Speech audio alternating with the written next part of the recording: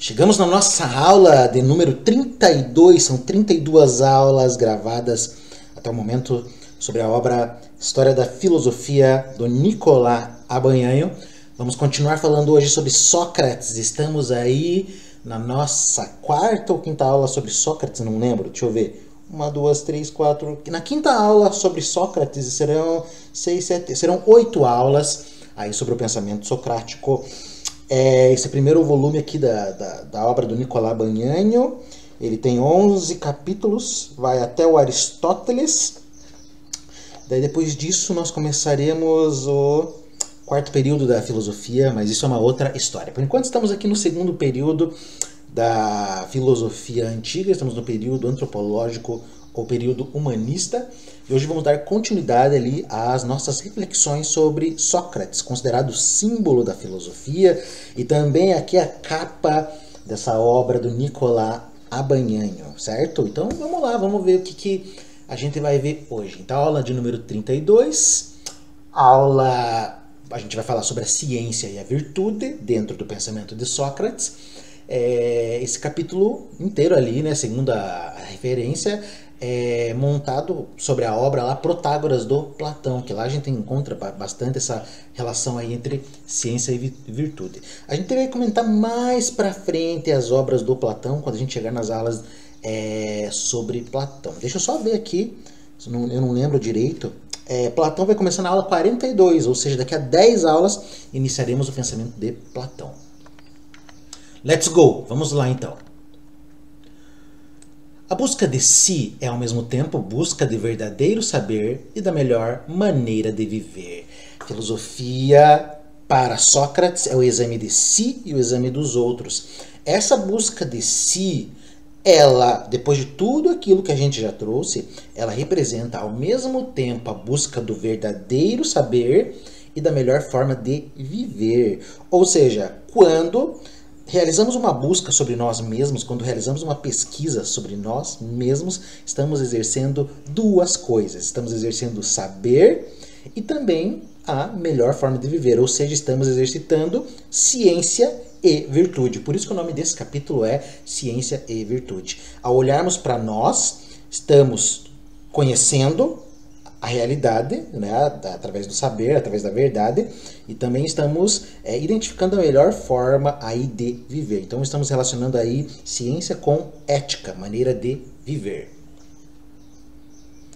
Por outras palavras, é simultaneamente investigação do saber e da virtude. Então a filosofia como exame de si, na perspectiva de Sócrates, é ao mesmo tempo essa investigação do saber, ou seja, a ciência, e da virtude, da maneira como o homem vai se comportar, vai viver, como ele vai chegar à felicidade, como ele vai fazer esse melhoramento de si. Já vinha comentando nas aulas anteriores que a sabedoria para Sócrates é aquilo que permite que o homem haja virtuosamente, ou seja, é aquilo que possibilita que o homem melhore a si mesmo. Se você procura um melhoramento, eu acredito que o conhecimento é uma coisa que pode te proporcionar uma melhora de vida. Depois que eu passei a estudar, eu comecei a ver as coisas de maneira muito mais clara, me tornei um outro tipo de sujeito, vivo a vida mais tranquilo, numa boa. Não sou rico, não tenho dinheiro, sou trabalhador, vivo de maneira modesta, mas mesmo assim sou muito feliz com aquilo que eu tenho, e foi o conhecimento e a sabedoria que me fez ver as coisas dessa forma. Então, ao estudar, ao conhecer, eu consegui também melhorar a minha forma de ver o mundo. O Nietzsche, ele diria que a filosofia pode tornar mais doente aqueles que já são doentes. Isso também é uma coisa interessante, que era uma coisa que eu via na faculdade. Eu via que tinha algumas pessoas que eram assim complicadas, pessoas detestáveis, e ao estudar filosofia elas não melhoraram, se tornaram pessoas piores ainda. Então é isso que você vai ver. Não estou falando na faculdade, mas pode ser de qualquer maneira também. Para mim, o conhecimento é uma coisa que permite que a gente se liberte, mas pode ser que isso tenha um efeito diferente em outras pessoas. Pode ser que a pessoa estude e se torne pior do que ela já é, mas isso é uma outra história. A questão é, será que ela está realmente adquirindo um saber que está emancipando ela, ou ela está adquirindo uma presunção de saber que está piorando ela? Então Sócrates vai, obviamente, dizer: a sabedoria nos liberta, a presunção de sabedoria nos torna escravos. Saber e virtude identificam-se segundo Sócrates, ou seja, ciência e virtude se identificam, são idênticas, porque ao buscar algo dentro de mim, estou indo atrás desse verdadeiro saber. Opa, estou exercitando ciência, estou exercitando pesquisa, mas ao mesmo tempo também estou agindo virtuosamente, ou seja, ao examinar a mim mesmo, eu ganho tanto em conhecimento quanto em virtude, melhoramento de mim. O homem não pode tender senão para saber aquilo que deve fazer ou aquilo que deve ser. Então o homem vai tender justamente para aquilo que ele tem que saber. O que eu tenho que saber?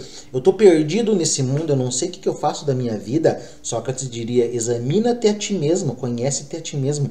Olha para dentro de ti, que lá você vai encontrar o verdadeiro saber. E ao mesmo tempo que você vai encontrar esse verdadeiro saber, você também vai descobrir o que você tem que fazer. E isso é uma coisa belíssima, uma coisa muito bonita.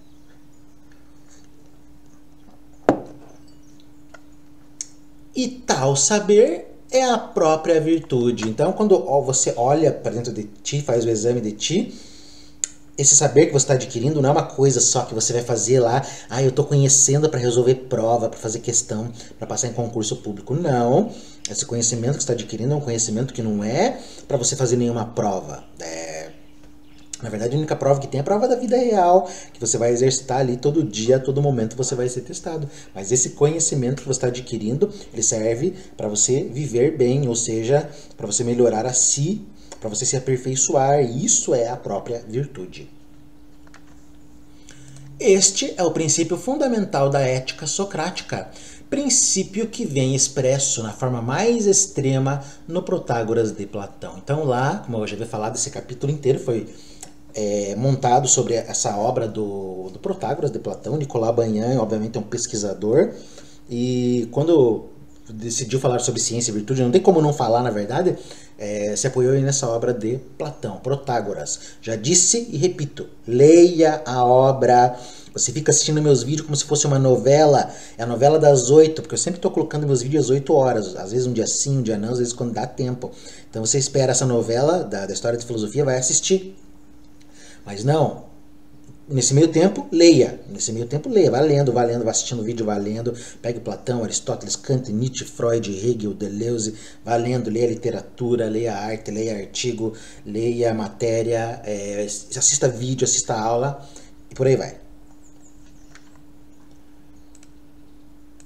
A maior parte dos homens creem que sabedoria e virtude são duas coisas diferentes, que o saber não possui nenhum poder diretivo sobre o homem e que o homem, ainda quando sabe o que é o bem, pode ser vencido pelo prazer e afastar-se da virtude. Então, essa aqui é uma coisa muito polêmica dentro dessa perspectiva de Sócrates. O que é polêmico? Muitas pessoas vão dizer, Sócrates está errado. Ciência e virtude são coisas diferentes. Por quê? Porque eu posso ter a sabedoria, posso ter o conhecimento e mesmo assim levar uma vida muito ruim, levar uma vida difícil, uma vida complicada, uma vida triste, fazendo mal para os outros. Então uma coisa é a ciência, o conhecimento, e outra é agir virtuosamente. Vamos pegar aquele clássico exemplo. Os nazistas, eles tinham muita cultura, conheciam música clássica, falavam um monte de idioma, falavam um monte de coisa. Pega aquele cara lá do Bastardos Inglórios, aquele filme fantástico, que justamente vai trazer lá um nazista que falava um monte de idioma. O cara tinha uma excelente cultura, era um homem de ciência, mas fora de casa matava crianças judias, matava pessoas e não queria nem saber. Então de um lado você tem o conhecimento, a cultura, e de outro você tem essa máquina de matar, essa máquina de fazer mal. Estou falando de nazismo, mas poderia ser qualquer coisa. Então as pessoas vão falar, ciência e virtude são coisas diferentes. E mesmo o homem com conhecimento, ele pode justamente se afastar da vida virtuosa por ser vencido pelos prazeres. É o prazer que vai fazer ali justamente o homem esquecer da ciência e agir de forma malvada. Você sabe que comer muito lanche faz mal, sabe que comer muita pizza, muita coxinha, muito brigadeiro, muito açaí com Nutella vai fazer mal. Você sabe disso, mas mesmo assim você não consegue resistir porque você é vencido pelos prazeres. Então, essa questão que se traz, ciência, sabedoria é uma coisa e agir virtuosamente é outra diferente. Mas o que será que Sócrates fala sobre isso? Mas, para Sócrates, uma ciência que seja incapaz de dominar o homem e que o abandone à mercê dos impulsos sensíveis não é tampouco uma ciência. Então, quando se fala em ciência, em sabedoria, se essa ciência e sabedoria não consegue fazer com que o homem não consiga vencer os prazeres, que o homem não consiga vencer os seus impulsos, então isso não é uma ciência, não é uma sabedoria, não pode ser chamado de nada. Ciência e sabedoria é tudo aquilo que justamente faz o homem mudar a sua vida, mudar a sua perspectiva. Se não faz o homem mudar, o homem não é detentor da sabedoria, não é detentor dessa ciência. Ele pode chamar isso de ciência, de sabedoria, mas na verdade não é. Para Sócrates, dentro dessa perspectiva, então, ciência e virtude se coincidem. Se a ciência não consegue, de certa forma, dominar essa virtude, então não é ciência. Se o homem se entrega a estes impulsos, isso significa que ele sabe ou crê saber que tal seja a coisa mais útil ou mais conveniente para ele. Então, se o homem deixa-se vencer pelos impulsos, é porque ele acredita que aquilo que ele está fazendo agora é o melhor para ele, é o mais útil, o mais conveniente. Só que, na verdade, ele está tendo uma ilusão de sabedoria. Ele justifica na cabeça dele e acredita que isso é justo, mas, na verdade, isso é ilusão. Mais uma vez, o homem está na presunção do saber. Ele acha que isso é bom e, por isso, o faz. Mas isso não é bom se ele fizer um exame disso, analisar isso e justamente perceber que essa atitude dele não tem justificativa. Não se justifica isso que ele está fazendo, que vai destruí-lo, que vai fazer mal para ele. Um erro de juízo, a ignorância, portanto, é a base de toda a culpa e de todo o vício. Esse erro de juízo, a gente pode também chamar de erro de cálculo. A ignorância é um erro de cálculo. Por que é um erro de cálculo? Porque eu confundo o bom com o mal. Vou fazer uma coisa ruim achando que é um bem. Isso é um erro de cálculo. Calculei mal. Vou lá, faço mal e acho que estou de boa, acho que estou tranquilo. Só que na verdade eu me prejudiquei. A ideia do mal aqui para o Sócrates não é que você pode fazer mal para os outros, mas quando você age mal, você faz mal para si mesmo. Mas como vimos, a filosofia de Sócrates, essa ética de Sócrates, ela é bem ligada, digamos assim, ao outro indivíduo. Então, justamente ao você fazer mal para você, automaticamente você está, de certa forma, contribuindo ali para o pior de toda a sociedade, visto que você também faz parte dessa sociedade. O que é um erro de cálculo? Erro de cálculo é a ignorância. Você troca o bem pelo mal. Vou fazer uma coisa para ganhar aí, para passar todo mundo para trás, eu não quero saber, são tudo otário e eu vou enganar os outros. Mas na verdade, você sabe que isso que você está fazendo é um mal, mas você acha que é um bem e você tenta justificar a todo momento. Você tenta usar argumentos que justifiquem o mal. Ah, eu vou fazer isso porque todo mundo faz e eu não sou trouxa. Você está justificando o mal e não se justifica o mal. O mal, a ignorância, são erros de cálculo. Você acha que está fazendo um bem, mas não está. É um mau cálculo o que faz o homem preferir o prazer do momento, não obstante as consequências más ou dolorosas que daí possam derivar. Essa aqui é a velha história que todo mundo já sabe. O mau cálculo, esse erro de cálculo faz você justamente preferir o prazer do momento. Como é gostoso comer 12 pedaços de pizza, tomar 2 litros de Coca-Cola. Como é gostoso sair fora de casa, olhar um monte de mulher e trair a minha esposa. Ninguém vai ficar sabendo. Como é gostoso enganar o governo. Você entende? Então, esse prazer momentâneo, ele te engana, é um erro de cálculo. Você prefere justamente fazer essas coisas que são ruins, justamente pelo prazer, pela emoção que isso dá, e não consegue calcular e ver, não, tudo isso que eu estou fazendo, a traição, a gula, todos esses pecados, digamos assim, fala pecados, não sei se eu acredito em pecado, mas isso é uma outra história. Vamos pegar em todos aqueles pecados capitais, tudo aquilo que te faz mal, tudo aquilo que te, de certa forma, piora, você vai fazer ali pelo tesão do momento. Mas se você fizesse um cálculo correto, você veria que isso vai te prejudicar a curto, longo prazo. Pode te prejudicar amanhã, pode te prejudicar lá na frente. É massa comer a pizza inteira hoje, comprar aquela pizza gigante e ir lá comprar mais uma pizza broto de chocolate. É legal, é maravilhoso, mas e aí? E as consequências disso no futuro? Então esse é um erro de cálculo. Você está sacrificando toda uma vida por causa de um prazer momentâneo. Você sacrifica toda a história do teu casamento, da tua família, por causa de uma saída, por causa de uma morena aí que você conhece aleatoriamente. Então você coloca em risco tudo aquilo que você construiu por um erro de cálculo, achando que vai dar tudo certo, mas na verdade nunca dá. Eu havia falado, acho que uma ou duas aulas anteriores também sobre o filósofo dinamarquês, o Kierkegaard.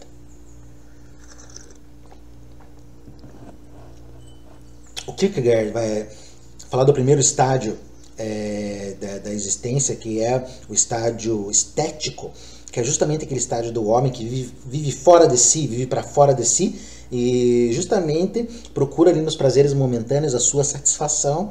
E é isso que a gente vê na sociedade atual, não só na sociedade da época de Kierkegaard, como essa descrição que ele faz aí vale para os nossos dias. Vivemos num mundo em que as pessoas querem justamente gozar ali no hoje, no agora, sem se preocupar com o amanhã. As pessoas não estão nem aí para amanhã, os caras estão destruindo a natureza. Aqui no litoral tá calor pra caramba, eu nunca vi um calor desse. Esses dias fez 37, 38 graus, não fazia isso aqui.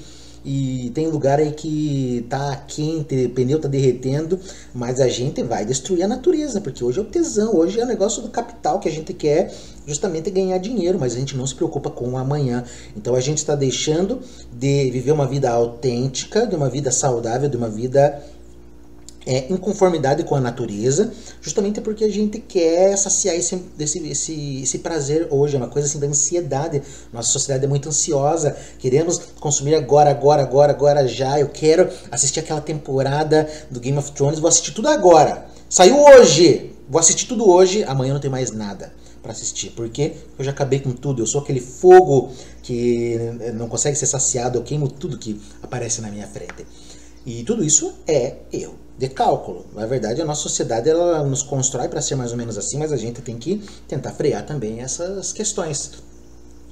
Então, Kierkegaard, o Sócrates e outros filósofos vão mostrar que você tem que tomar muito cuidado aí com esses impulsos. Você tem que tomar muito cuidado justamente com esses erros de cálculo aí que fazem você viver essa vida exterior para fora. É claro que existiriam outros filósofos que vão valorizar o impulso. O Freud vai falar muito do impulso, apresentando, obviamente, os seus problemas, as suas virtudes. O Nietzsche também vai falar do impulso. E uma série de filósofos aí vão falar que você deve aproveitar a sua vida hoje, porque o amanhã talvez a gente nem tenha. Mas isso é uma outra história. E vai que a gente tem o amanhã. Então você também tem que pensar no amanhã, também é importante. Para Sócrates, um cálculo errado é fruto de ignorância. Ou seja, calcular mal é ignorância, porque você está confundindo uma coisa ruim com uma coisa boa. Você acha que aquilo é um bem, mas na verdade não é, e o nome disso é ignorância. Quem sabe verdadeiramente faz bem os seus cálculos, escolhe em cada caso o prazer melhor, aquele que não pode ocasionar-lhe nem dor nem mal, e esse só o prazer da virtude. Aqui então o Sócrates traz a ideia de que para ele, quem sabe verdadeiramente, eu sei verdadeiramente, vai ser aquele cara que vai ser prudente. Ou seja, o prudente é aquele que faz a melhor escolha, justamente porque ele tem um autoconhecimento, ele se conhece, ele sabe o que é melhor, ele sabe qual é a melhor escolha. Essa é uma das coisas que eu admiro dentro do pensamento da filosofia de Sócrates. E eu sempre falava para os meus alunos, para os meus estudantes, na época que eu era professor, eu falava para eles o seguinte: você não sabe o que você quer da sua vida porque você não se conhece. A partir do momento que você se conhecer, você vai saber o que você quer para sua vida. Você não vai perder tempo com coisa idiota, com coisa mesquinha, com coisa que não tem valor. Você vai começar a justamente procurar aquilo que vai, de certa forma, te preencher. Quando você sabe verdadeiramente, você sabe que tipo de amigo você vai frequentar. Você sabe que tipo de lugar você vai frequentar. Você sabe que tipo de coisa você vai fazer com o seu tempo. Você sabe com que tipo de pessoa você vai viver, você vai morar, você vai passar a vida. Agora, se você é um cara perdido, não sabe o que quer, você também não sabe ali justamente que tipo de decisão você vai tomar. Parece que qualquer coisa serve, você vai pelo mais atraente, mas o mais atraente nem sempre é aquilo que é o melhor. Como diria aquela música do Racionais, nem tudo que brilha é relíquia nem joia. Então acho que essa é a ideia, você tem que tomar muito cuidado com aquilo que chama atenção, com aquilo que tem uma aparência bela, mas você tem que fazer um exame para ver se realmente aquilo é um ouro. Na verdade, aquilo pode ser uma bijuteria. Para Sócrates, então, quem realmente sabe verdadeiramente faz melhor os seus cálculos. Se eu sei o que eu quero, obviamente, eu sei o que me serve e o que não me serve. Essa questão aí também do Sócrates de saber verdadeiramente e agir verdadeiramente vai ser discutida ali em toda a história da filosofia. Isso aqui se torna algo clássico. O Santo Agostinho, ele é um filósofo que vai trazer ideias muito interessantes sobre essa questão. O Santo Agostinho vai mostrar justamente que o homem pode ter um conhecimento de alguma coisa, mas ele pode agir mal por uma coisa chamada intenção. Essa ideia de intenção não é uma coisa que aparece na filosofia dos gregos, é o Santo Agostinho que traz. Santo Agostinho é um filósofo que vai refletir muito sobre ele, sobre a sua própria interioridade, e ele vai trazer essa ideia de intenção, ou seja, o homem pode conhecer verdadeiramente, mas intencionalmente ele pode agir mal. Isso aqui não aparece dentro da filosofia grega.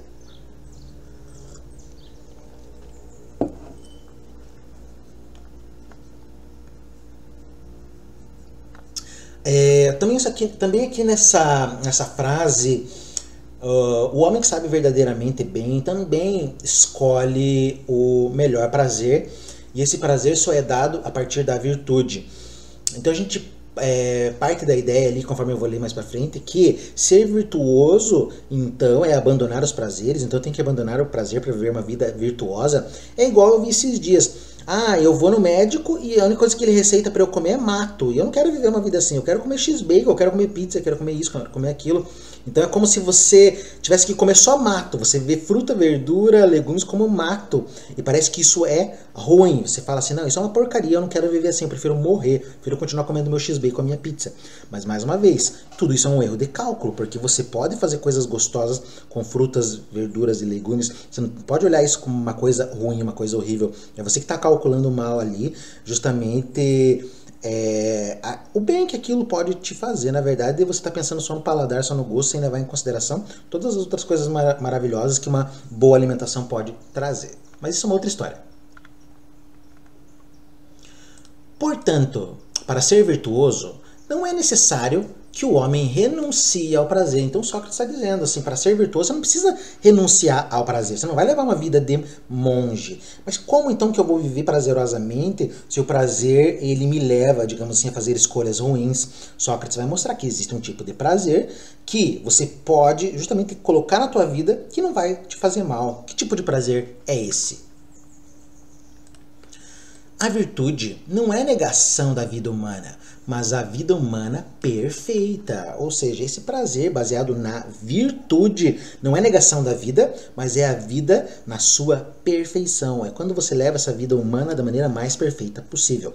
Virtude é o melhoramento do homem, e a filosofia socrática, a ética socrática vai trazer muito essa ideia de que o homem está aqui, qual é o sentido da sua vida? É a busca da virtude. Ou seja, o homem está aqui para melhorar a si mesmo, a si próprio. Então, a partir do momento que o homem entende que a virtude é esse melhoramento, é esse tipo de prazer que ele vai buscar. Eu não vou estudar porque estudar é muito chato. Não, legal é ficar assistindo TikTok. Qual é o problema do TikTok? Não tem problema, não tem problema. Qual é o problema real do TikTok? É você só viver dentro do TikTok, isso é um problema. Agora, se você assiste para dar uma risadinha, para isso, para aquilo, mas você tem o hábito do estudo, isso não é um problema. Quando você estuda, você sabe muito bem que tipo de conteúdo você pode digerir, que tipo de conteúdo você pode justamente absorver. Eu assisto os vídeos lá do Toninho Tornado, dou bastante risada, assisto vídeo de comédia, assisto meme, gosto muito de TikTok. Embora não seja muito fã de rede social, às vezes dou uma olhadinha, mas você tem que saber justamente dosar isso. Não é viver só no TikTok. A vida não se reduz ao TikTok, mas o estudo é importante. Eu prefiro gastar o meu tempo, perder ou gastar. Muitas pessoas vão falar assim, você perde tempo estudando. Você prefere perder ou gastar tempo estudando, lendo um livro, tentando me melhorar, do que justamente ele assistindo um vídeo que vai fazer com que eu tenha pouca reflexão, que eu justamente exercite pouco a minha imaginação, a minha inteligência.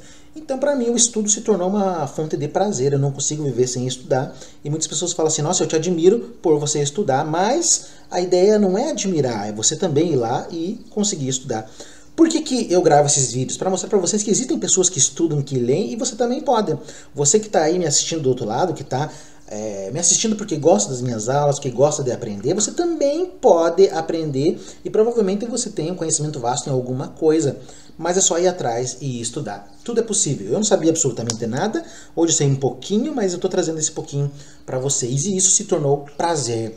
Então, é possível viver virtuosamente e ter prazer, mas é um prazer que justamente tem a ver com o teu melhoramento. Nada melhor que você sentir essa melhora. Fico muito feliz que hoje existem canais como lá do Cariani, por exemplo, aqueles canais aqui que querem transformar todo mundo em bombado, quer transformar todo mundo lá em forte.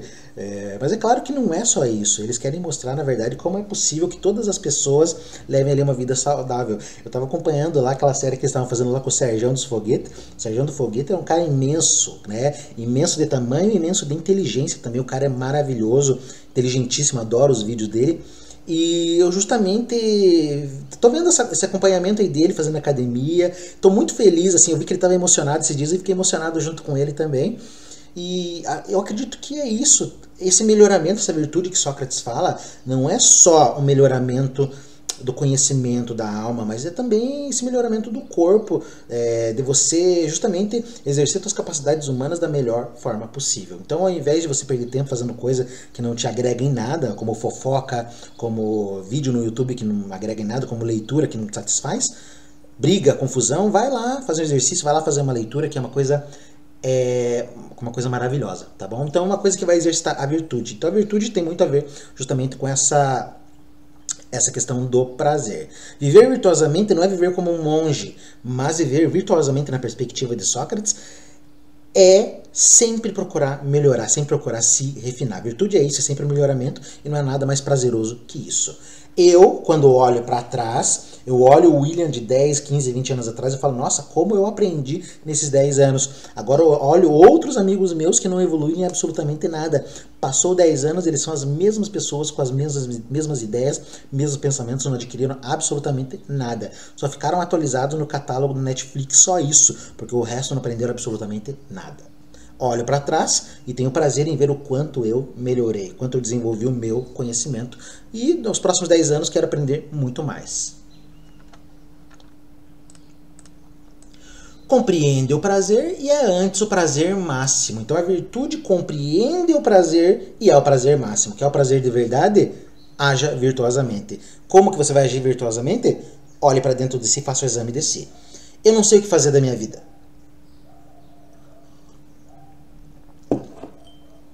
Eu não sei o que fazer da minha vida. E então, Sócrates diria, olhe para ti mesmo, procure o verdadeiro saber. Esse verdadeiro saber vai te levar a uma vida virtuosa, e essa vida virtuosa vai te mostrar esse prazer máximo, esse prazer verdadeiro. E pronto, você vai estar completo, vai estar realizado. A diferença entre o homem virtuoso e o homem que o não é, está em que o primeiro sabe fazer o cálculo dos prazeres e escolher o maior, e o segundo não sabe fazer este cálculo e entrega-se ao prazer do momento. Então veja só, qual é a diferença entre o homem virtuoso e o homem que não é? O homem virtuoso sabe fazer o cálculo dos prazeres, portanto ele escolhe melhor, óbvio que ele escolhe melhor. O homem que não é virtuoso, ele vai se deixar levar pelo momento, ele vai se levar pelo prazer do momento, porque ele não sabe bem o que quer, ele só quer curtir, mas ele não consegue ver os efeitos disso mais pra frente. O homem virtuoso sabe o que quer, e ele sabe escolher bem aquilo que vai fazer bem pra ele. Vocês não leram a obra do Platão? Quando vocês pegam a obra do Platão, deixa eu ver se eu lembro qual que é agora, é República. Acho que um dos últimos capítulos lá da República, se eu não me engano, vai falar um pouco do Ulisses, do Odisseu, que eles vão contar uma história que as almas, digamos, das pessoas mortas, elas podem escolher, antes de reencarnar, a vida que elas querem levar. E todo mundo vai escolher lá a vida, todo mundo quer, eu quero voltar como rico, eu quero voltar como isso, como aquilo, eu quero voltar como uma pessoa poderosa, como um político, eu quero ser o Cristiano Ronaldo, né? Claro, não existia Cristiano Ronaldo naquela época, só um exemplo. O Ulisses, que é o herói que passa lá pela Guerra de Troia, que é o cara louvado, que é o cara amado, que é o cara virtuoso, ele é um dos últimos a escolher, e ele vai escolher aquela vida mais pobre, a vida mais simples do campo. Então a alma dele vai lá escolher a próxima vida.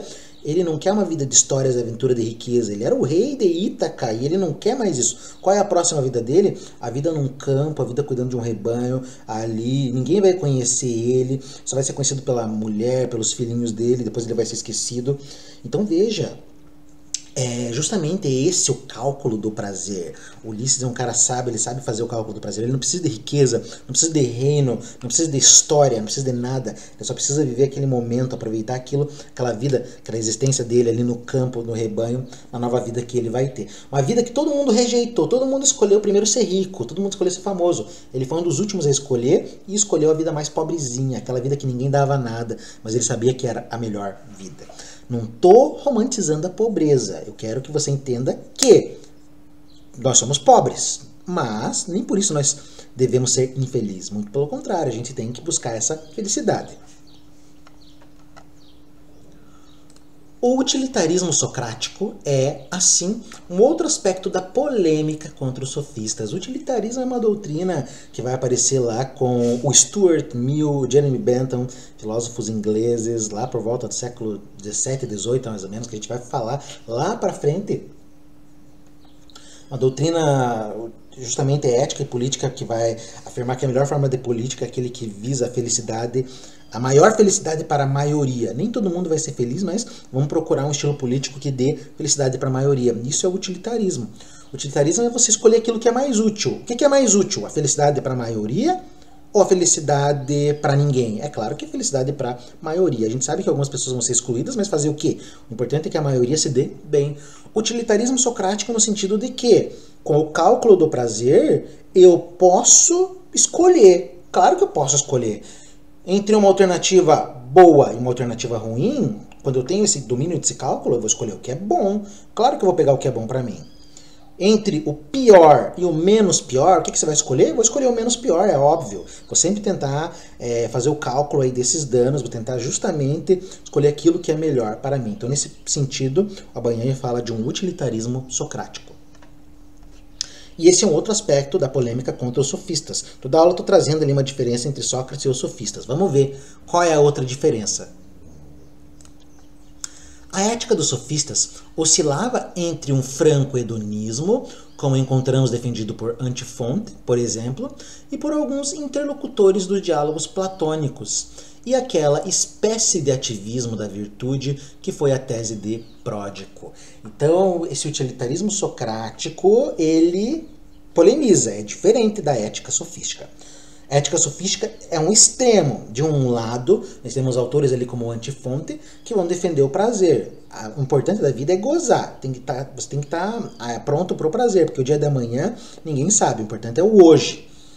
Então esse é um lado da ética sofística. O Antifonte, você tem que gozar, tem que aproveitar, tem que de certa forma se sentir bem, tem que exercitar esse prazer, independente do que vai acontecer.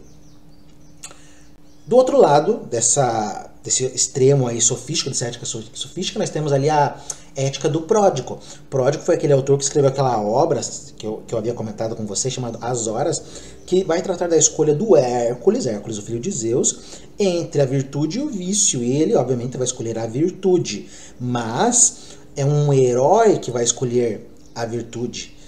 E o vício, é claro que é uma coisa tentadora mesmo para o herói, mas mesmo assim ele vai escolher uma vida virtuosa. E o que isso significa? Que não é fácil levar uma vida virtuosa. A gente sabe que não.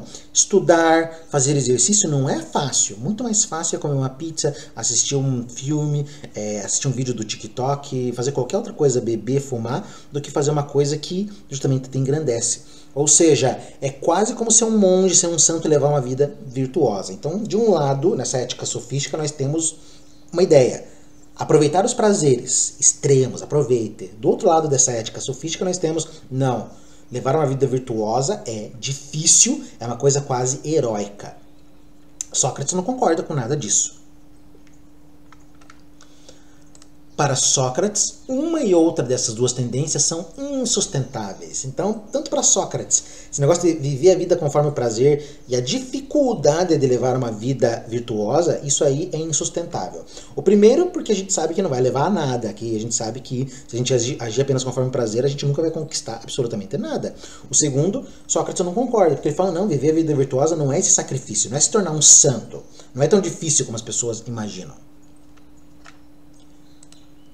A virtude não é puro prazer, nem puro esforço, mas cálculo inteligente. O que é essa virtude? Não é o puro prazer, de antefonte, e não é o puro esforço, como o do pródigo. Virtude é um cálculo inteligente, é o cálculo do prazer, conforme eu já havia falado. E vou comentar também ali, dentro das escolas socráticas menores, alguns autores ali, como os megáricos, por exemplo, vão justamente pegar essa perspectiva aí do cálculo dos prazeres. Então, não é se deixar levar pelos prazeres e também não é um esforço hércules, um esforço de se tornar um monge, mas é um cálculo inteligente desses prazeres. Neste cálculo, a profissão ou a defesa da injustiça não pode encontrar lugar, porque a injustiça não é mais que um cálculo errado. Então, neste cálculo, não se consegue defender uma injustiça, porque a injustiça é sempre um erro de cálculo. Quando se calcula inteligentemente as ações, as atitudes, esse cálculo do prazer de maneira inteligente, ele não consegue admitir ali a intromissão, digamos assim, o aparecimento da injustiça, porque a injustiça sempre vai ser um cálculo errado. Pensar inteligentemente é uma questão de hábito, é uma questão de que aquele que examina a si mesmo vai conseguir justamente exercer esse cálculo sem muito esforço. E o cálculo justamente vai mostrar para você o que é justo e o que é injusto. Lembrando que esse cálculo tem a ver com ciência e também com virtude. Contra a identificação socrática de ciência e virtude, já Aristóteles observava que, dessa maneira, Sócrates reconduz a virtude à razão, enquanto que se a virtude não é tal senão com a razão, ela não se identifica com a própria razão. Então essa é uma das primeiras críticas ele feita contra essa identificação da razão e da virtude, da ciência e da virtude. Crítica do Aristóteles. Aristóteles não vai concordar com essa identificação, porque conforme a gente vai ver nas aulas sobre Aristóteles, lá na nossa aula de número 81, se eu não me engano, que ele vai falar justamente sobre a ética, e ele vai mostrar que ciência é uma coisa, ciência tem a ver com a teoria da substância, ciência vai tratar do necessário, e a virtude é uma questão ética. Ciência é uma coisa e a ética é outra. A ciência vai estudar o necessário e a ética vai estudar justamente aqueles valores humanos, vai estudar justamente como o homem vai se comportar. Talvez uma outra questão aqui é que Sócrates ele identifica o homem com a sua alma. Para Sócrates, a essência do homem é a sua alma.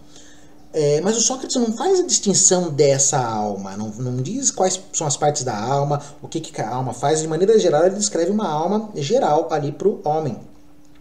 Aristóteles vai fazer uma divisão da alma. Então ele vai mostrar que existe uma alma racional, vai mostrar que existe uma alma sensitiva, vai mostrar que existe uma alma vegetativa. E quando ele faz essas divisões da alma, ele obviamente sabe onde colocar a questão ética. Como Sócrates vê tudo como alma, para Sócrates a ciência e a ética obviamente são a mesma coisa, ciência e virtude são a mesma coisa, e a ciência subordina a virtude, ou seja, a razão vai subordinar as emoções ou os instintos.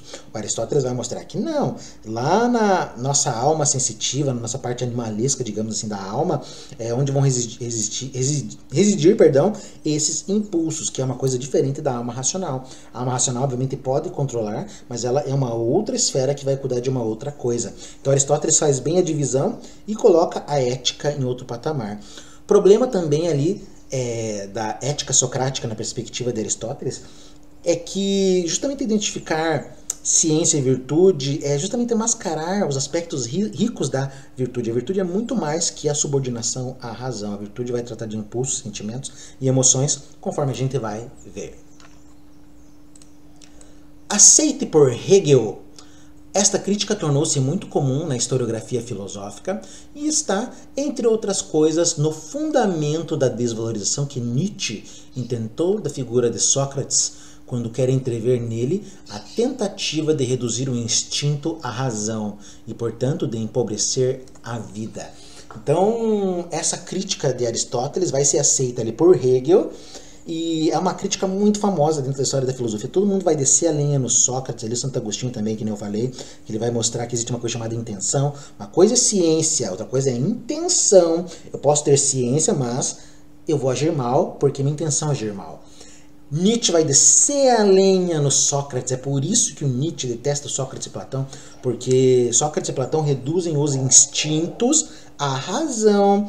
E o mundo, para Nietzsche, o mundo é dado por esses instintos, o mundo é dado por essas pulsões, e não existe um racional que governe esse mundo, que controla esse mundo. Essa é uma perspectiva cristã. Por isso que o cristianismo abraça bem a filosofia ali de Sócrates e Platão. Porque o Deus cristão é um Deus racional, é o Deus que controla tudo, as emoções, os sentimentos, é o Deus que olha, é o Deus que observa. A perspectiva religiosa ocidental é uma perspectiva política. Deus é o príncipe Jesus é o príncipe dos príncipes, Deus é o rei, é o monarca, é o governante que olha, controla, ele cria a lei, ele julga, ele condena, ele é o poder judiciário, executivo, ele é administrativo. Em si só ele é esses três poderes que cria a lei, ele te julga e ele te condena, ou te absolve. Então a gente tem essa perspectiva desse Deus racional, e isso vai muito dentro da filosofia de Sócrates e Platão, como a razão é algo que vai controlar justamente as emoções e os impulsos, que é uma coisa que Nietzsche critica. Nietzsche vai se basear lá na filosofia do Schopenhauer, por exemplo. Schopenhauer mostra que a substância da realidade é a vontade. A vontade é cega, é irracional, ela justamente não sabe o que quer, e justamente desse procurar algo, essa vontade vai gerar todo o sofrimento, vai mover a realidade. E o Nietzsche está nessa perspectiva. O Freud mais tarde vai trazer também essa ideia, dizendo que esses impulsos, essas pulsões não são controladas pela razão, e existe uma outra esfera muito maior que a razão, que é a esfera do inconsciente. Toda a filosofia contemporânea vai, de certa forma, ali tirar uma lasca da razão, vai bater muito forte na razão. Heidegger vai justamente falar que a razão que se usa para fazer filosofia é a mesma razão que se usa para matar judeus, essa razão técnica, essa razão científica, essa razão justamente desligada do homem, desligada da existência, que é o que produz o mal da sociedade. A leitura lá da escola de Frankfurt é que a grande herança do iluminismo, que defendia ardentemente essa razão, termina no nazismo, termina no campo de concentração. A história da razão termina no campo da concentração, e é isso que a escola de Frankfurt vai tentar com uma razão crítica, um novo tipo de razão que, de certa forma, vai justamente levar em consideração o homem, vai levar em consideração a existência e a emancipação do homem. A hermenêutica também é um movimento filosófico ali, vai ser iniciado com Gadamer, que vai fazer a leitura de Heidegger, também é um autor que é discípulo de Heidegger, vai justamente mostrar ali o círculo vicioso, vai mostrar que o homem, ele está dentro aí dessa jogada, desse círculo, e ele não pode ser excluído. Mas enfim, então vem toda essa crítica aí à filosofia, ao pensamento de Sócrates, Platão, desses caras que defendem que a razão controla os sentimentos. Para Nietzsche, não, isso é uma ilusão, isso aí é algo, digamos que empobrece a própria vida, a própria existência. Mas, na verdade, tudo aquilo que se pode censurar a Sócrates é o não ter feito as distinções entre as atividades ou faculdades humanas que Platão e Aristóteles introduziram na filosofia. Então o grande problema de Sócrates é que Sócrates define o homem como a sua alma, mas ele não faz a distinção dessas partes da alma. É como se tudo fosse alma, mas ele não vai diferenciar razão, emoção, sentimento, coisa que Platão e Aristóteles vão fazer muito bem. Platão vai falar das três partes da alma, aquela parte também que é racional, que governa, a parte irascível, a parte concupiscível. O Aristóteles vai falar das partes da alma racional, sensitiva, vegetativa. Depois lá a gente vai ter autores que vão falar das três partes do cérebro, o neocórtex, a parte reptiliana, a parte mamífera. Então tem tudo isso a ver. E Sócrates não faz essa distinção, porque tudo é alma. Se tudo é alma, então a gente joga lá a virtude e o saber lá dentro, a gente tem conhecido os dois e está tudo certo. Para Sócrates, o homem é ainda uma unidade indivisa, ou seja, o homem é uma unidade porque a essência dele é a sua alma, e ele não faz essas distinções como será feita por Platão e Aristóteles mais para frente. O seu saber não é apenas a atividade do seu intelecto ou da sua razão, mas um total modo de ser e de comportar-se, o empenhar-se numa investigação que não reconhece limites ou pressupostos fora de si, mas encontra por si a sua disciplina. Então esse saber não é só a atividade do intelecto, porque o homem é a sua alma, o homem é o seu intelecto, ou seja, para Sócrates, atividade intelectual é a mesma coisa que a atividade prática, a atividade virtuosa. Por isso que a ciência e a virtude se coincidem, porque o homem ao conhecer, como ele é o homem que conhece, ele é tudo aquilo, o uno indivisível, logo ele é o homem que age também, porque Sócrates não faz essas divisões. Segundo Sócrates, a virtude é ciência, em primeiro lugar, porque não se pode ser virtuoso conformando-se simplesmente com as opiniões correntes e com as regras de vida já conhecidas. Então, Sócrates vai dizer que a virtude é ciência também, porque não pode ser virtuoso conformando simplesmente com as opiniões correntes, ou seja, não se pode ser virtuoso simplesmente agindo como as pessoas agem e com todas aquelas regras que já foram dadas. Para ser virtuoso, não se olha para fora, mas se olha para dentro, e é dentro de si que vai se buscar a verdade, o conhecimento, a sabedoria, e automaticamente ao tomar, digamos assim, conta disso, ao apreender isso, se age virtuosamente, porque sabe que tipo de cálculo se deve fazer. É ciência porque é investigação. Investigação autônoma dos valores sobre que deve fundar-se a vida. Então, esse tipo de conhecimento, esse tipo de método aí é ciência porque é investigação. O exame de si mesmo, a filosofia com o exame de si, é investigação nos mesmos moldes da filosofia naturalista. A filosofia naturalista, como nós vimos nos pré-socráticos, também é uma investigação sobre o mundo objetivo, sobre a realidade exterior. Para Sócrates, a filosofia também é investigação, mas não do mundo lá fora, e sim daquilo que tem dentro de mim. Porque dentro de mim eu encontro a verdade, vou encontrar o conhecimento, a sabedoria, e vou encontrar esses valores que vão me mostrar a melhor forma de agir. Então é isso, falamos na aula de hoje sobre ciência e virtude, podemos entender um pouquinho melhor sobre as ideias de Sócrates.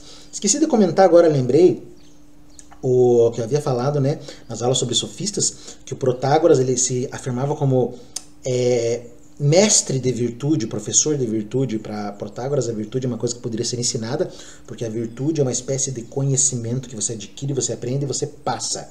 Para Sócrates, não. Virtude não é uma coisa que se passa, mas virtude é uma coisa que você tem que investigar dentro de si. Então também essa é uma diferença entre os autores.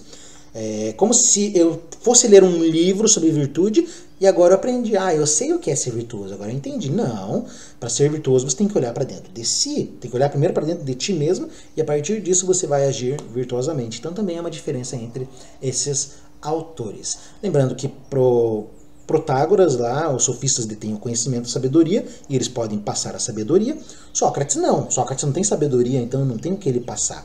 Mas a única coisa que ele vai te dizer é que você tem que olhar para dentro de ti, e é a partir disso que você vai encontrar a sabedoria. Então é isso. Próxima aula vamos falar um pouquinho ali sobre a maneira como Sócrates vê Deus, vê deuses, e é isso, né? Então nos vemos aí no nosso próximo encontro.